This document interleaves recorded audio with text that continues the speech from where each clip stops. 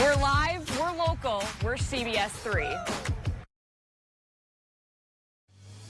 Tonight, more female faculty members are speaking out after a report showed they were working in a hostile environment at UMD.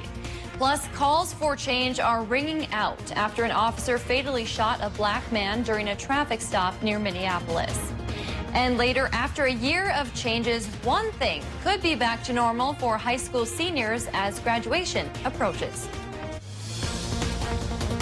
From CBS3 Duluth, this is the CBS3 News at 6. Welcome to the CBS3 News. Here's a live look at the city of Minneapolis tonight, as both Minneapolis and St. Paul have declared states of emergency in anticipation of unrest from yesterday's officer-involved shooting that left a black man dead. Following violence and looting last night, there is a curfew in place in both communities beginning at 7 o'clock tonight and lasting until 6 o'clock tomorrow morning. We'll have more on this in just a few minutes. Good evening, I'm Kristen Bakke. Thanks for joining us. An update to a story we first brought you on Friday. Tonight we're hearing from more women about their claims of a hostile work environment within a department at the University of Minnesota Duluth. We're also hearing from university leaders and a student who's fighting to create change. Those allegations made by women working in the Swenson College of Science and Engineering's Mathematics and Statistics Department over the last few years. Here's a timeline. In 2018, a third-generation UMD female professor resigned, citing sexism and misogyny in the department. This prompted others to come forward with alleged complaints, and the university's Office of Equal Opportunity and Affirmative Action to launch an investigation into their claims in 2019. 1 year later, they released their findings. The investigation found the department's gendered attitudes and practices contributed to a hostile and offensive climate that is in violation of university policy. Now, 2 years after that investigation was concluded, women continue to report an unchanged hostile environment, forcing some female faculty to make the hard decision to resign. CBS3's Natalie Grant shares their stories. Growing up in a family of UMD educators, it was always a dream for Christine Snyder to follow in their footsteps and teach at the university. I've been a UMD kid my entire life. In 2015, that dream became a reality when she became an assistant professor in the Mathematics and Statistics department. But Snyder, who at the time taught under her maiden name of Falk, quickly watched her dream fade due to what she described as deeply rooted sexism and misogyny within the department. During her 3 years at UMD, Snyder claims she was consistently harassed and degraded by her tenured male coworkers. I mean, at the time, for a lot of this stuff, I just blamed myself. I'm like, oh, I must not be working hard enough. I must just need to put in more hours. I must just need to do more. And the reality is it doesn't matter if you do more, if it's not listened to, if it's not respected, if it's not being taken into consideration. Despite what she called her attempts at creating change, she ultimately decided to put her dream aside and leave UMD in 2018. It was heartbreaking. So I didn't think we'd ever leave Duluth. I spent half my life working to go home, and then I couldn't stay. Snyder's resignation then prompted others in the department to come forward with their stories, citing similar allegations of hostility. Eventually, the university's Office of Equal Opportunity and Affirmative Action launched an investigation in 2019. The investigation found the department's gendered attitudes and practices contributed to a hostile and offensive climate that is in violation of university policy.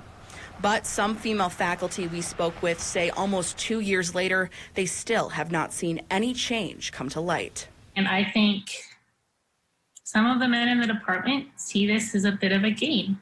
Dr. Tracy Bibelnix, associate professor in the Math and Stats department, on March 24th said she will resign from her position this spring after 7 years. In her resignation letter, she refers to what she called, quote, a complete and utter disregard for accountability and responsive action by the university following the 2019 report. I have seen no data-driven evidence or any evidence of any kind that the culture or the environment has changed. I have suffered harm to my family, to my personal life, to my professional career, and I can't do it anymore. Dr. Bibelnick's resignation encouraged others to come forward with their stories. One woman submitting an anonymous statement commenting on the lasting damage from the harassment, saying, quote, "I continue to report hostile and offensive incidents." Snyder hopes no other women have to feel this way. Do you feel like if change doesn't happen, there will be more cases like you and Tracy of women leaving the department? Could you see that in the future? Yes, I can absolutely see that in the future. I would be shocked if more women don't leave. And more than just faculty have been impacted. UMD student Kari Olson says she's concerned for her education and formed a club aiming to hold the university accountable. I challenge the university to go farther and evaluate this progress. There are metrics to evaluate climate. Let's get some data. Let's evaluate. Let's listen to the women that work for us. And let's make sweeping reform, real change. Hoping to change the climate for good. According to the EOAA report, male faculty that have received complaints have received disciplinary action but are still affiliated with the university. On March 29th, UMD Chancellor Lindley Black sent a letter to the department calling the EOAA findings unacceptable and spelling out how they plan to change the climate within the department. In the letter, he outlined things ranging from changes to the department constitution to additional faculty trainings and the addition of an outside consultant who will be meeting monthly with the department starting this spring. In the letter, Chancellor Black acknowledged the pain suffered by female faculty and stated a commitment to remedy the situation, assuring faculty that their voices have been heard.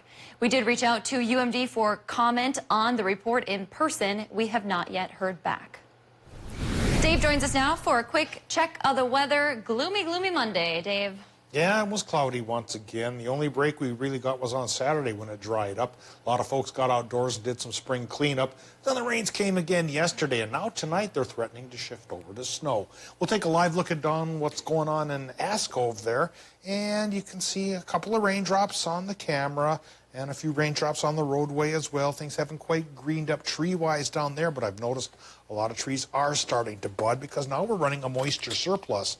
Now we just need to get temperatures up that really make things pop, and I don't know if that's going to happen for a little while. We're going to stay gray, a little bit cool, and rainy, if not snowy, for the next couple of days. There's the latest low-pressure system over our region right now. That right now is bringing rain, and after sunset could shift over to snow showers. So tonight, 60% chance for a mix featuring flurries. Tomorrow, 60% chance for a mix featuring showers. High and low temps cooler than normal. Will that egg on any accumulation by Wednesday? I'll show you the latest chart coming up in just a couple of minutes.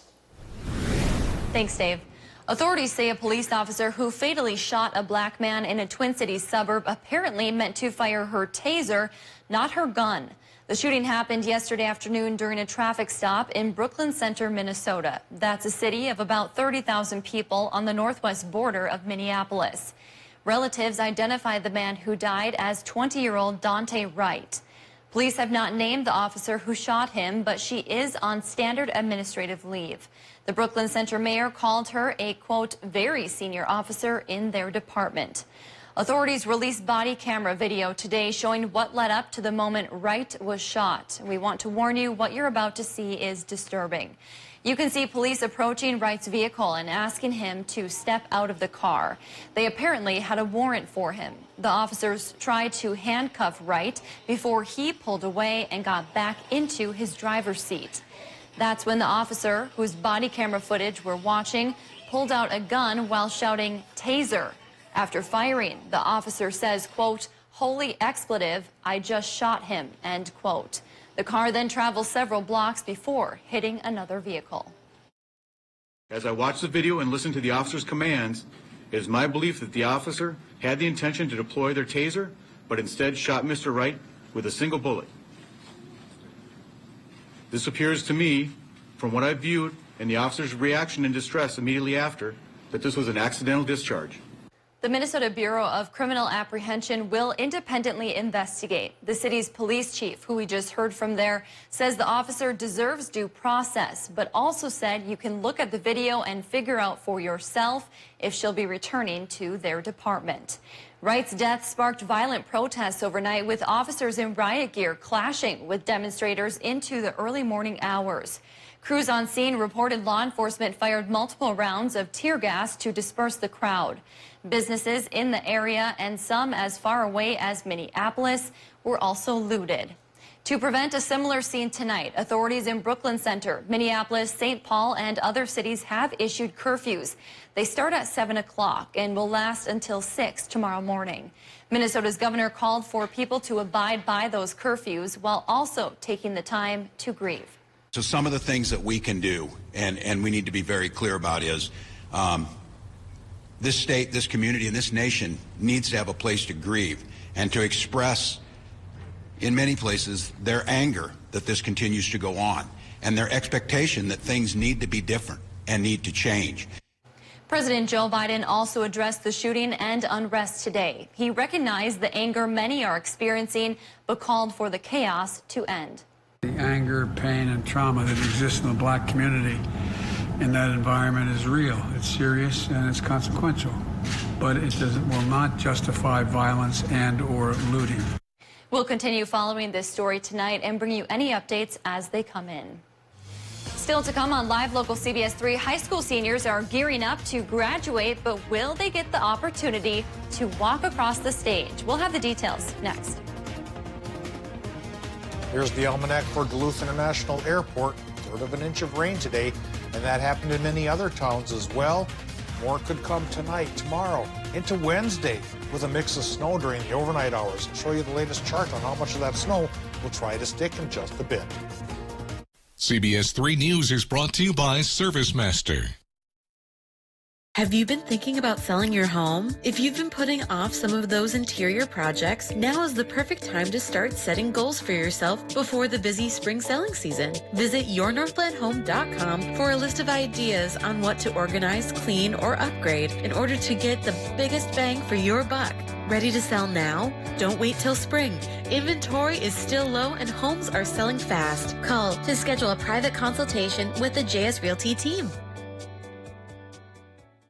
Hey Northland, Link RV has just opened a brand new 18,000 square foot service and parts facility to meet all your RV needs. With 12 service bays and our brand new parts showroom, we're sure to have everything you're looking for. Link RV, where reputation is everything. The new Kubota LX Series, built with comfort and versatility to outlast any job on the list. Talk to your local Kubota dealer today to schedule a demo. No one serves you better than Bullet Gentleman. Introducing the Cool Turtle, the ultra-comfortable mask enhancer that creates a protective, cool, and breathable space between your mask and your face. Simply slide under any mask or gaiter and immediately feel the refreshing pocket of air surrounding your face. Cool Turtle's ergonomically designed, soft, comfortable shell immediately reduces mask friction, allowing you to breathe and talk in a comfortable environment. I can actually breathe. With the Cool Turtle, no more sweating. It's like I don't even have a mask on. Call now and get not one, not two, but 3 Cool Turtles for just $10. Order now and we'll send you 2 more Cool Turtles free. No fees, absolutely free. Plus, you can get a 10-pack of 4-ply face masks. Just pay a separate fee. This offer is not available on Amazon. Get the real Cool Turtle now. Call 1-800-379-1590. That's 1-800-379-1590 or visit getcoolturtle.com. Order now. Is your child on track? As a caregiver, we love watching babies reach milestones, like that first smile, that first giggle, first steps and words. Some children need a little extra help to learn and grow. If you've noticed that your child isn't reaching certain milestones, don't worry. Free help is available for children ages birth to 5. Whether your child is at home, in daycare, or in preschool, the Help Me Grow referral system connects you to the early intervention program in your area. Visit helpmegrowmn.org or your local school district to make sure your child is on track. I'm Dave. This is Calvin. Welcome to the neighborhood. You mind if I cut in? I'm trying to spice Mondays up for everybody. Let's get this party started. Bring your What was that? I was expressing my enthusiasm. Watch the neighborhood. Watch, bump pots. Have a show up. I'm in. Boom. Hard to wrap my head around. Why's the bottle half empty? I started celebrating early. Bring your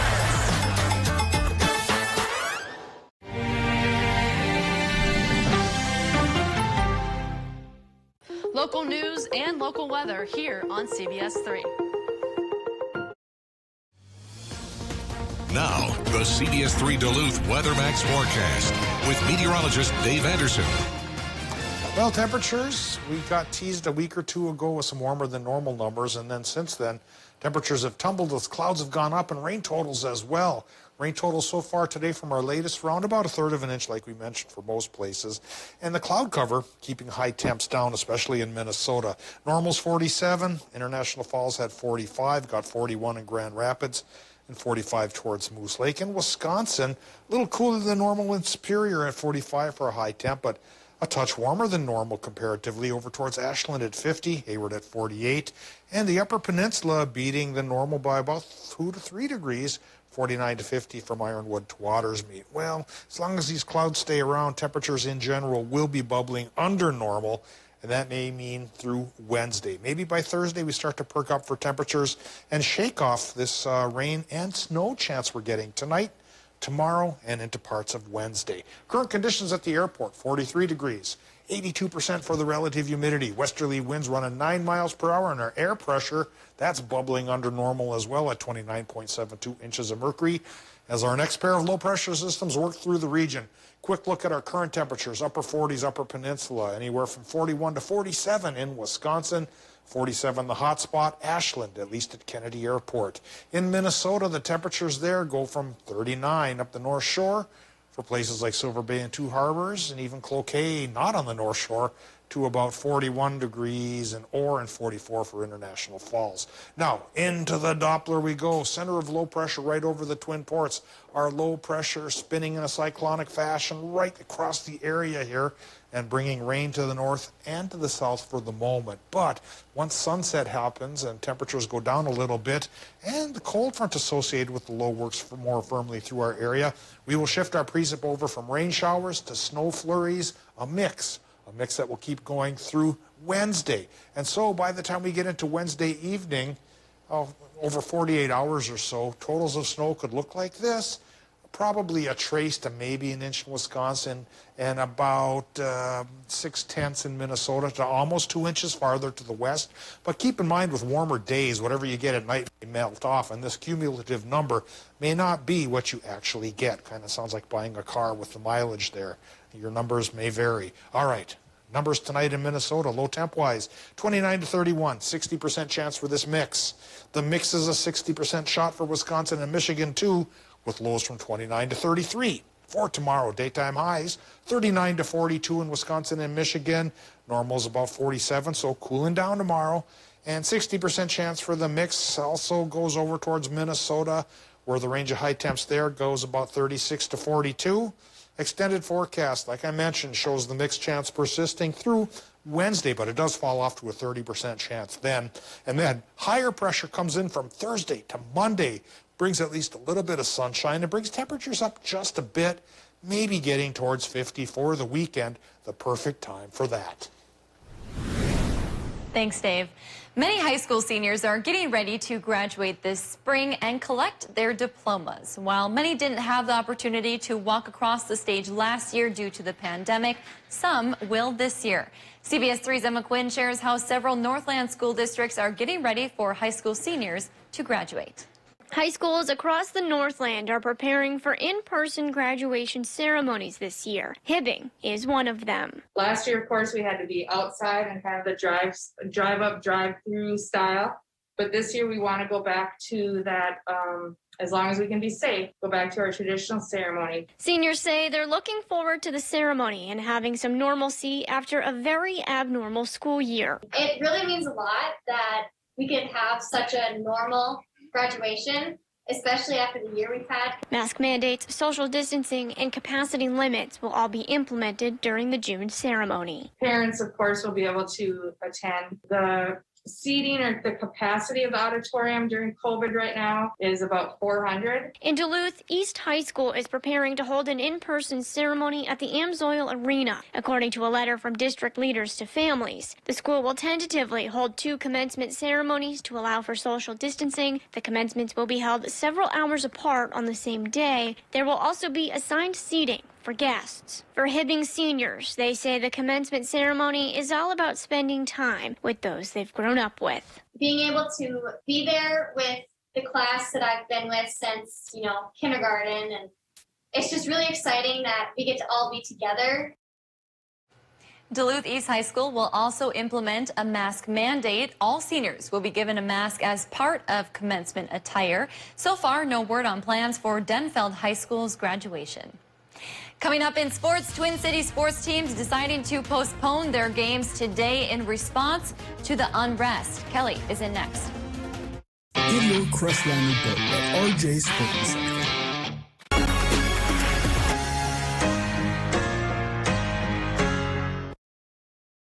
CBS3 live cams are brought to you by Kohler Chevrolet Buick GMC Cadillac. You're not just getting a car, you're getting Kohler. It's Slumberland's Build Your Room sale. Look what you can get for only $20, $30, $40 a month. Some options for your living room. Just $20 a month when you spend $1,200 and pay no interest for 5 years. Well, hello, Slumberland. Lake Superior College is nationally recognized for quality and affordability, offering over 90 programs, including career, technical, and general studies for transfer. At LSC, you can start here, save thousands. Apply for free at lsc.edu. We can help you at Ketamine North Infusion Center. In public safety, we see things that sometimes you can't unsee. After these infusions, everything just kind of turned around and I was able to start enjoying things again. To learn more, give us a call or visit us online. One day, and I hope not far from now, friendly handshakes and hugs will return. I cannot wait to have a potluck with families and friends. I can't wait to dance on the powwow trails again. Reconnect with one another. Get all the kids together. Go to kindergarten. For everyone to meet our son, Anthony. What I'm most looking forward to is performing again. As long as we do our part, I believe we'll get back to that real soon.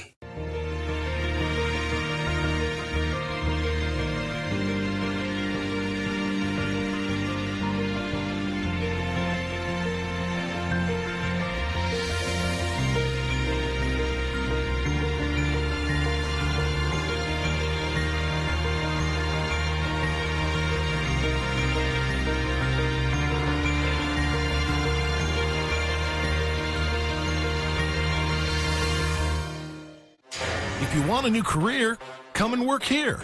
Make the call. Let's Brindle! Want to learn a new craft? Then come and join our staff and call. Let's Brindle!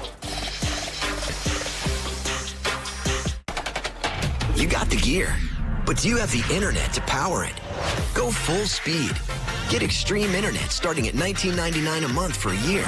Show your tech some respect and see what it can really do with speeds from 60 meg up to 1 gig, powerful in-home Wi-Fi, and 99.99% network reliability. Get extreme internet starting at $19.99 a month for a year and get ready to go full speed. Dial 844-EXTREME2.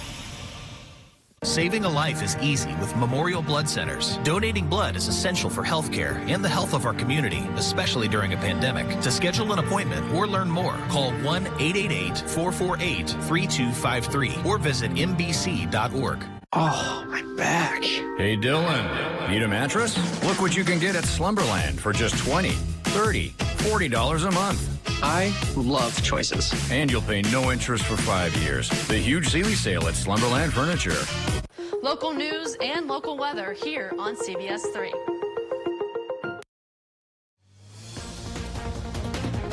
Now, CBS3 Sports with Kelly Hinson. You may have turned on your TV today hoping to find the Twins-Red Sox game and were instead met with the word postponed.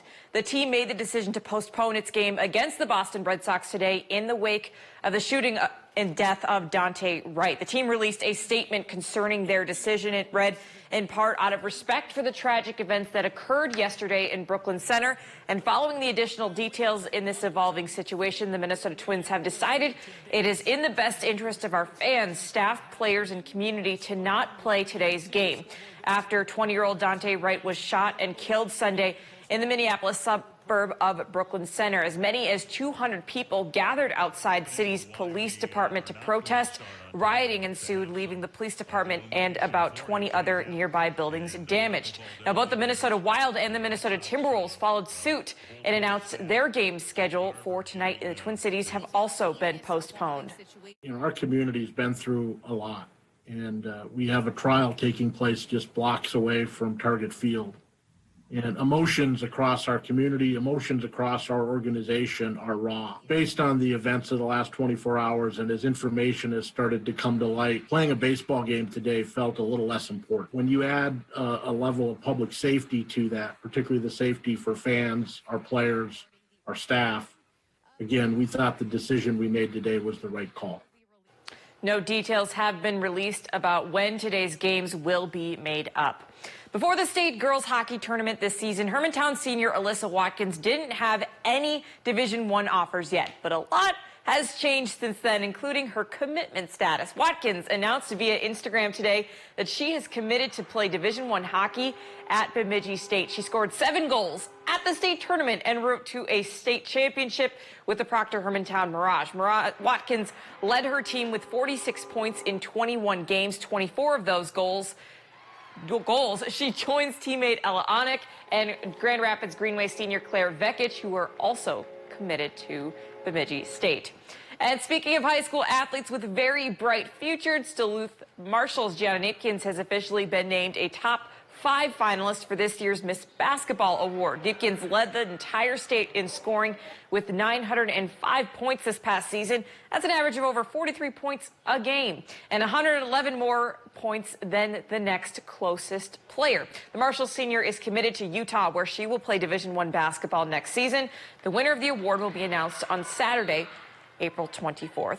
And it was just a month ago that the UMD women's hockey team rode their success all the way to a Frozen Four berth out in Erie, Pennsylvania. A big part of that was because of team captain Ashton Bell, who was named to Team Canada's national team camp today. The Manitoba native is one of 47 players invited to the camp that takes place starting April 14th in Nova Scotia. Bell finished this season at UMD as the 7th highest scoring defenseman in the nation and scoring second highest in the WCHA with 14 points on 4 goals and 10 assists. And that's going to do it for sports for now. We'll have more coming up tonight at 10. For now, Kristen, I'll send it back to you. All right, thanks, Kelly. Well, Dave's here for a final check of the weather. A little rainy today. I hear snow is en route. Possibly. Yeah, there's a chance for snow overnight tonight and tomorrow night as temperatures cool. So rain-snow mix, more towards the rain side during the day, a little more towards the snow side at night. Accumulations, once we get into Wednesday, you know, if you keep a total going on a notepad, you might get up to 2 inches. But I can't say once it comes down, it's going to try to stick around long, again, because of those daytime highs in the 40s. Then finally, by Thursday, a bit of sun. We'll see you at 10.